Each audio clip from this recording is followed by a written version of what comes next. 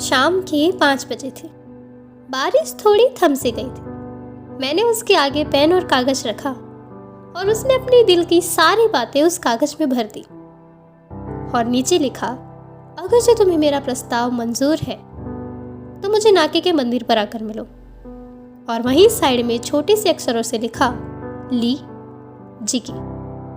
अब उसका ये पत्र लेकर मैं हितेश के घर की तरफ बढ़ी, पर घर पहुंचते ही मुझे पता चला कि वो ग्राउंड पर खेल रहा है। मैं ग्राउंड की ओर दौड़ी और भागते भागते अचानक मेरा पैर फिसल गया और मैं जमीन पर धड़ाम।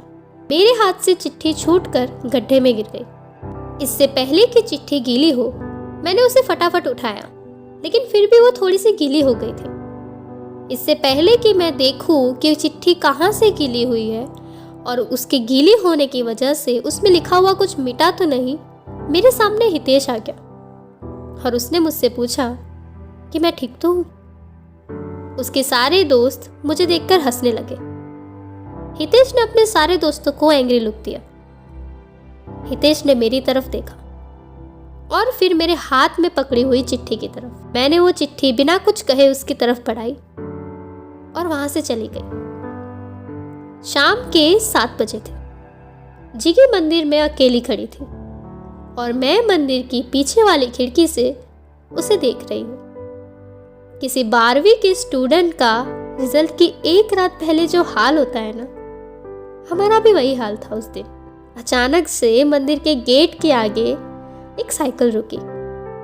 हमने देखा कि हितेश साइकिल को स्टैंड लगाकर अंदर आ रहा है। उसने खुश होकर भागकर हितेश का हाथ पकड़ लिया, पर हितेश के चेहरे पर आश्चर्य भाव था, जैसे उसने जो सोचा हो उससे बिल्कुल उल्टा ही हो रहा हो। उसने जिगी का हाथ झटका और ना जाने क्या पूरे मंदिर में ढूंढने लगा। जिगी ने उससे पूछा कि आखिर वो क्या ढूंढ रहा है। उसके जवाब ने जिगी की भावनाओं को भंग कर दिया।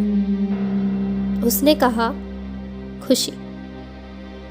यानी कि मैं अपनी कहानी बरकरार रखते हुए उसने कहा, मैं हमेशा से खुशी को चाहता था, लेकिन आज तक उसे ये बात कह नहीं पाया।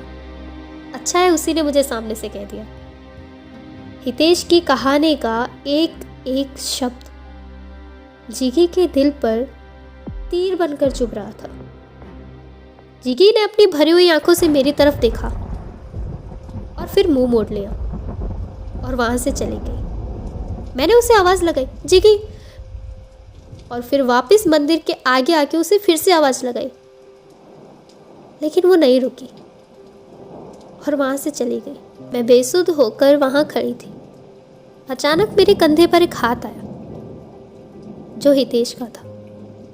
मैंने उसका हाथ झटका, उसके हाथ से वो चिट्ठी छीनी और देखा कि जिस कोने पर जिगी का नाम लिखा था वो पानी में भीगने की वजह से मिट गया था।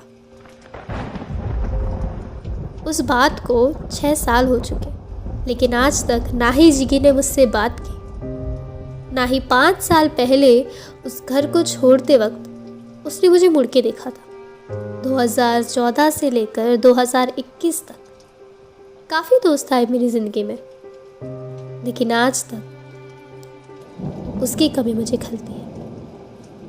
Miss you जिगी।